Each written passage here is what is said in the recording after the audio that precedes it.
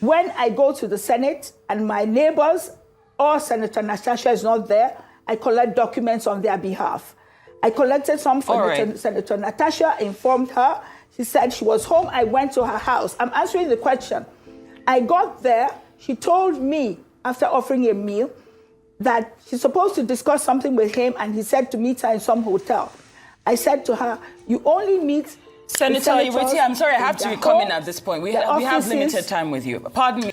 Okay, so Senator Ireti Kingibe, Senator representing the Federal Capital Territory, Abuja, they're confirming and affirming that indeed there have been sexual harassment allegations against the Senate president even before all of this debacle and drama. So I saw that interview, and then I'm sure I missed this part of it. So somebody drew my attention to it to say, if Senator Natasha Akpabio had, before this, according to her confession on national TV, that the lady, before any of all of this, it means that she has a point. Now, let's also put it in perspective. Senator Natasha Akpabio is being suspended for her misconduct on the floor of the Senate on the set date after her seat was asked to be changed or swapped, right? At the end of the day, she went on to angrily react.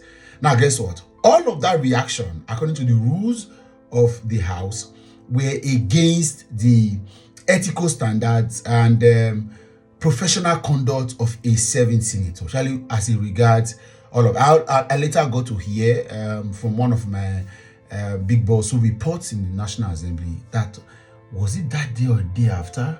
Like, I think during that they had some visitors, international visitors from the British Parliament who came coming to check what it was doing. So I can understand all of that situation.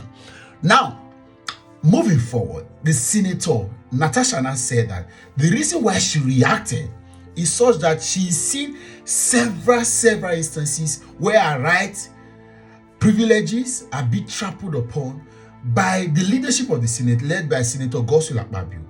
Now, hold on.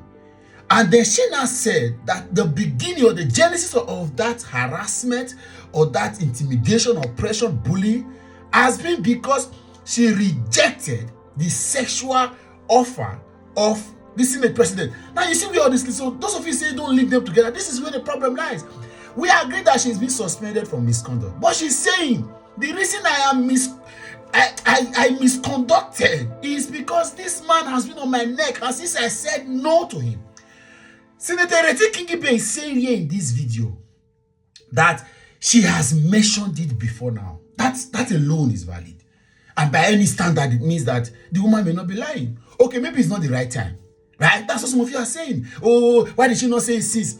Why would she just come out? If she had just come out on national TV to just say, Senator Akpabio has been harassing me. No, say maybe she shut up me, go man. Let's not. See, the problem with us is that we are not able to decipher and then differentiate between different things. We mumble everything together and then we say, this is a very serious matter. If a serving senator of the Federal Republic can be asked to come to the hotel, you can tell that many constituency projects, you can tell that many oversight functions, many appointments, many investigations, many checks and balances are either being favored unnecessarily or swept under the carpet or given without due process because of all of these things. So the Senate president needs to come out clean. Because every other person will keep quiet now. The other day is his wife saying that the man has been, I've seen blogs people saying that he had one wife. People in this country, we celebrate mediocrity. Oh. He had one wife and nobody has ever come out to say he has a child outside. That's enough to show that he cannot harass somebody. The serving senator is telling another senator why the things were going on smoothly that this man asked me to come to the hotel. You think that should not worry? Let her serve a suspension. That's what people said. But stop telling her that she doesn't have a right to say that she's been sexually harassed. As now, evidently, she has said it even before the day. So, I see all of you. Unfortunately, in this country, we used to cry about tribalism, bigotry. Wait until it gets to the turn of your person who is in power. The same Akpabio that has led the worst Senate in history of this country. The same terrible Senate president has suddenly become a god and a saint because somebody from another place wants to drag him. So it has come to some of you that cannot even see food to eat. You are coming to defend him online to say, oh, there's a gang up. Yes, there is a gang up. The man is not deserving. He's not deserving to be a Senate president. The man that has led a humiliating, embarrassing, insensitive Senate. The same Senate that will sing on your mandate, we shall stand when they are supposed to be reciting national anthem when the president comes. The same Senate. And we are aware, allegedly, that sometimes Senate proceedings do not start when it's supposed to start.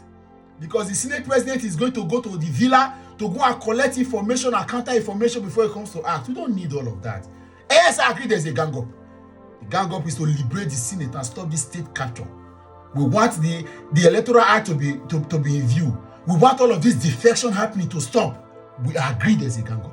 I am part of the gang up.